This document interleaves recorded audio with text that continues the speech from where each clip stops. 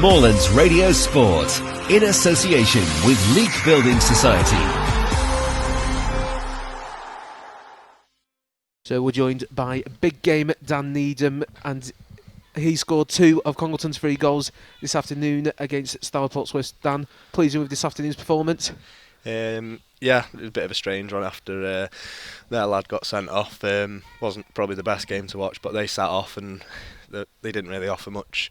So yeah, it got into a bit of a scrappy game. We were a bit sloppy, but at the end of the day, it's a clean sheet and a win. It is, and you got 2 of the goals, as I say. If you just want to talk us through specifically the first one, if we start with that one, the long ball over the top, but I believe it's something you guys talked about in the warm-up.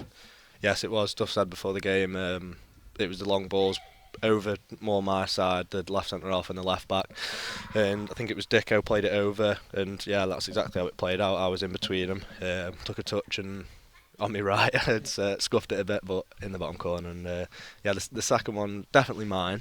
There's a bit of debate. The lads are giving me a bit, but yeah, I'll claim it. It was going on target, so. And it was a nice shot as well, so why wouldn't you want to claim it? Exactly. It was on target, so yeah, I'll take that one. And it must be a different type of move, because Peter Williams has worked the ball out to you on the short corner instead of just launching it straight into the area, which we've seen in the past and worked to good effect for Congleton. Yeah, we've got a few corners that we work on. That short one between me and Pete was something we were working on today. They were bringing one out, and I could have put it back to Pete, to be fair, so I had to do something when I went for the shot, and yeah, it went in, thankfully. Yeah, well, Peter been shouting at you then if you had gone over. Yeah, he was. And just talk about their red card, because it was you who was fouled for the second foul, which ultimately led to the second yellow and, of course, the red card.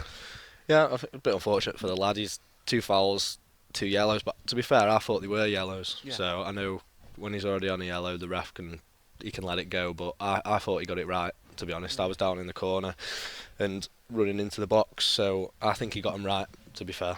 So and did that change your style of play after the red card? Because obviously, was it half an hour on the clock, near enough you've got an hour to play with a man extra? Yeah, I think it did change. I think you could tell it changed the game.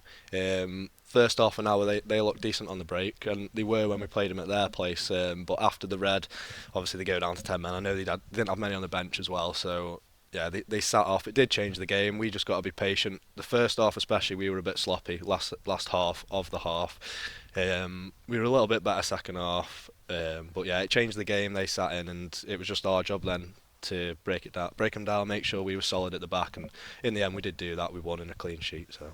And Peter Williams with the third goal going to rival you for goal of the game, because he put a nice bit of backlift onto that strike. Yeah, it was. After his free kick in the first half, I wasn't sure he should be shooting again, but yeah, it was a nice goal from Pete, to be fair, and he can do that every now and then, so yeah, it was nice. He certainly can. And just talking about your 2 goals as well, it's been a while since you scored. You had that start of the season, you were scoring every week, and it was like Dan Needham scored again, Dan Needham scoring again, but it got a bit quiet, but you're back on the score sheets now, just in time for Christmas.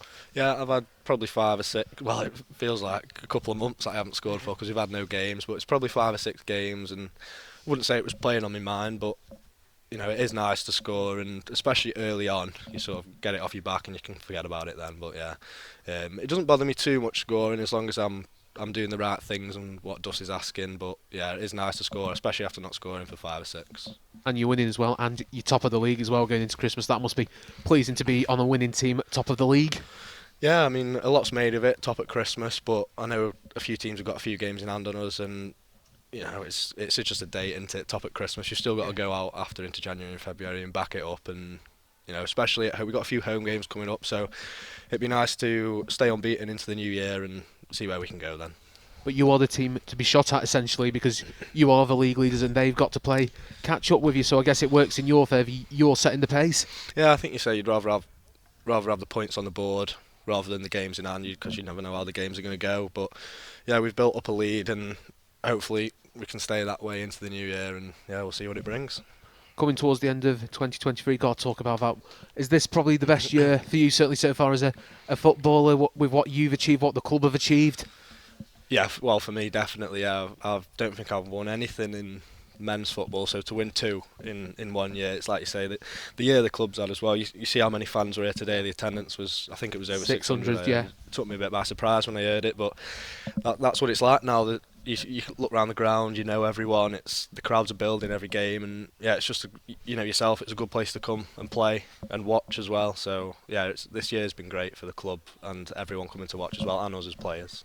Moving into Christmas now, what's your hopes for 2024? Well, I would say 2 trophies again, but I think probably the league. You know, the club's made and built towards the league above. We've probably played every team in the league above in the cups and give them a good game, and yeah, we need to get promoted, and you know, we're not going to be shy about it. We want to go up and win the league or through the playoffs or whatever, but yeah, we want to get in that the next league up. How much is that word promotion talked about in the dressing room, or is it banned by Richard Duffy?